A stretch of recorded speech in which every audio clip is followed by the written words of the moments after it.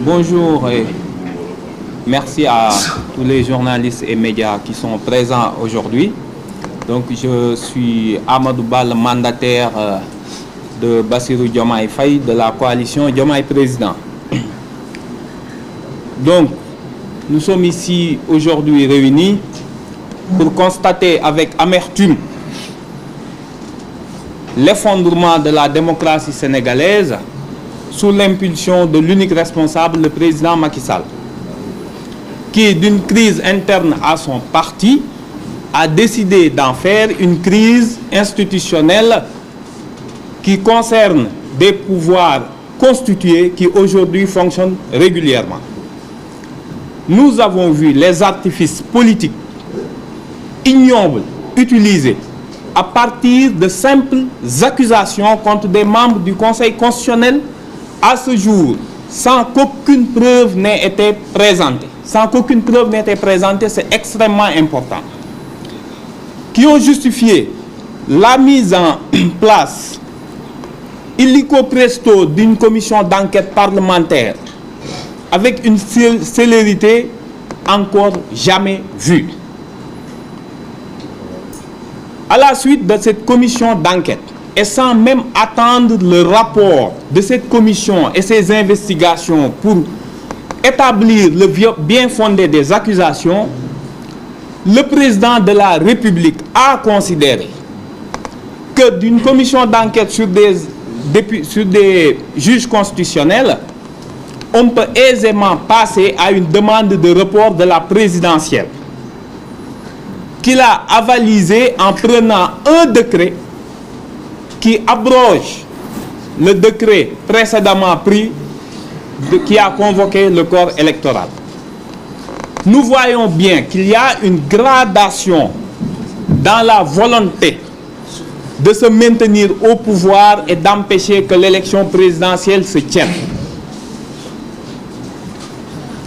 Ce qui s'est passé avec la révision constitutionnelle constitue encore une fois un lot d'illégalité manifeste de violation des dispositions de la Constitution.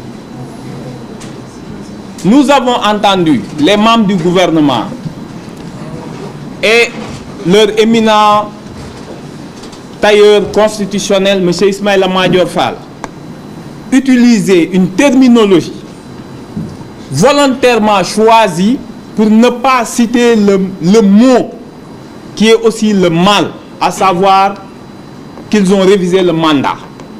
Nous les avons entendus utiliser le terme qu'il ne s'agit pas d'une révision constitutionnelle, mais qu'il s'agit d'un arrangement, qu'il s'agit d'une disposition transitoire. Mais une loi constitutionnelle, par essence, c'est une loi de révision. Et si vous dites que vous avez modifié l'article 31, mais que vous n'avez pas modifié la Constitution, vous mettez tout le monde d'accord sur votre mauvaise volonté et votre mauvaise foi. En réalité, de quoi s'agit-il à travers cette volonté de reporter l'élection présidentielle? On le sait, ipso facto, même s'ils disent qu'ils ne touchent pas au mandat. L'article 2 de la loi de révision, la loi constitutionnelle, dispose de façon expresse que le président en fonction reste en fonction jusqu'à l'installation de son successeur. L'installation de son successeur, le mandat ne se termine pas le 15 juin, le 15 janvier plutôt, le 15 décembre, mais bien un mois plus tard, au moins. Ce sera jusqu'au 15 janvier. Ils disent que non, vous voyez, nous avons réussi à reporter, s'il ne s'agit même pas d'un report, parce qu'on n'est pas sorti de l'année civile, que ça ne dépasse pas 2024, que ça ne dépasse pas, on n'est pas allé sur plusieurs années, etc. Mais il se trouve que le mandat du président de la République, qui devait expirer le 2 avril, va se prolonger jusqu'au mois 30 janvier, jusqu'au mois de janvier 2025. Donc, on est dans une autre année. Parce que si l'élection a lieu 15 jours, il y a au moins 35 à 37, voire 40 jours avant la passation de service. Donc le président, durant cette période, reste président. Et s'il y a besoin de prendre des actes, il les prendra. Donc il reste en fonction. On voit que derrière, et c'est ça le problème juridique majeur, que cette modification contrevient aux dispositions de l'article 27 sur le mandat qui fixe le mandat présidentiel à 5 ans. Que cette révision constitutionnelle contrevient à l'article 103 qui interdit formellement toute modification de la durée du mandat. Il se réfugie, et de façon assez ignoble, excusez-moi du terme, derrière le fait que le Conseil constitutionnel a toujours déclaré dans sa jurisprudence constante qu'il se refuse à contrôler une loi de révision, à se contrôler une loi constitutionnelle. Selon eux, étant donné que le Conseil constitutionnel a toujours dit « je ne peux pas, je suis incompétent pour contrôler une loi de révision », donc forcément on peut violer la Constitution parce que le Conseil ne pourra pas se saisir. Sauf qu'il se trompe lourdement. Certes, la disposition existe, du Conseil existe, mais le Conseil constitutionnel, dans une décision de 2006, a bien précisé que oui, je ne contrôle pas les lois constitutionnelles, mais à condition, et il a posé 2 limites, que cette révision ne soit pas faite hors des périodes de temps prévues par la Constitution. Cela veut dire quoi? Que si le président de la République utilise ses pouvoirs de crise, notamment ses pouvoirs exceptionnels de l'article 52, ou en période de suppléance, il est interdit de réviser la Constitution, il dit ça, je le contrôle.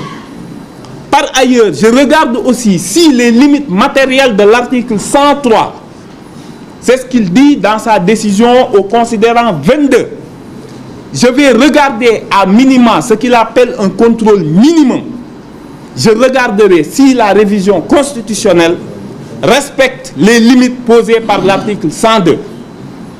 Donc, la technique du gouvernement sera anéantie par le recours qui sera déposé sûrement aujourd'hui ou demain par les députés. Le Conseil constitutionnel est bien compétent pour censurer la loi constitutionnelle qui lui sera soumise. Il faut que les gens comprennent le danger de cette technique. Si on peut faire des dérogations à l'article 107 sur la durée du mandat, on peut faire une dérogation sur le nombre de mandats, on peut faire une dérogation sur la forme républicaine de l'État, on peut faire une dérogation pour introduire l'esclavage, pour introduire toute mesure scélérate, soit disant que c'est une mesure transitoire interdite par la Constitution. Donc, on est en face aujourd'hui, non plus d'un simple coup d'État constitutionnel, mais d'une volonté d'anéantir le socle commun qui faisait tenir l'État républicain, qui faisait tenir les valeurs et la Constitution. Et il appartient au Conseil constitutionnel, avec le recours déposé par les candidats, avec le recours que vont déposer tout à l'heure les députés sur l'inconstitutionnalité de la loi de révision, de rétablir le droit, d'imposer à ce gouvernement la poursuite du scrutin, quitte à l'aménager pour les quelques jours qu'ils nous ont fait perdre. Parce qu'il faut signaler que l'administration est prête, que le matériel est déjà sur place, qu'il n'y a qu'un simple décret d'un président de la République et l'utilisation massive de la répression qui aujourd'hui tente de différer la campagne électorale, qui doit continuer, et je pense que tout à l'heure ce sera réaffirmé par les candidats. En tout cas, la coalition Bassirou Diomaye Faye entend continuer ses caravanes et entend continuer la campagne électorale. Pour la communauté internationale, il est évident que la position américaine, qui a précédé de peu le revirement salutaire de la CEDEAO, montre que la communauté internationale est en train de lâcher Macky Sall. Si vous lisez le communiqué du département d'État, qui dit de façon claire et nette que Macky Sall doit respecter le calendrier électoral, qui dit que Internet doit être rétabli, et coïncidence ou pas, moins d'1 heure après ce communiqué, Internet a été rétabli, qui dit que le vote de la loi constitutionnelle de révision qui reporte l'élection présidentielle est nul et non avenu parce qu'ils ont vu que le GIGN, que les forces de l'ordre ont expulsé les députés de l'opposition et qu'ils n'ont pas pu participer au vote. Si, avec des mots aussi forts, le gouvernement américain a tenu à rappeler au président Macky Sall l'illégalité de sa démarche, nous pensons que les autres, que ce soit l'Union africaine, que ce soit les Nations Unies, comme ça a été dit par mon prédécesseur, doivent aussi prendre des positions claires pour empêcher que ce président-là ne continue et ne réussisse un coup d'État constitutionnel qui prépare le Sénégal vers un chaos irréversible et qui serait dommageable pour toute la sous-région. Je vais en finir par là pour rappeler au peuple sénégalais à la société civile, que le combat actuel n'est pas le combat de candidats ou de partis. C'est un combat de tout un peuple pour sa dignité. Si nous laissons passer cette révision constitutionnelle, des rumeurs, et il ne s'agit plus de rumeurs avec ce régime, que demain ils vont tout faire pour supprimer le Conseil constitutionnel, qu'ils vont imposer un nouveau cadre juridique qui fera qu'ils choisiront eux-mêmes les candidats qui participeront à l'élection présidentielle, qu'ils s'assureront une victoire technique. Je pense que tout le monde voit le danger qui se profile à l'horizon et que de toute façon, il est impossible pour ce président de la République de prolonger son mandat. Il avait refusé d'abandonner le premier mandat, le troisième mandat par la porte. Il ne faut pas le laisser par cet artifice constitutionnel revenir par la fenêtre. La population est invitée à suivre les candidats, à accompagner les caravanes qui se poursuivent et les mots d'ordre de grève et de ville morte qui seront déclarés. Je vous remercie. Merci. Président Mamboy Diao.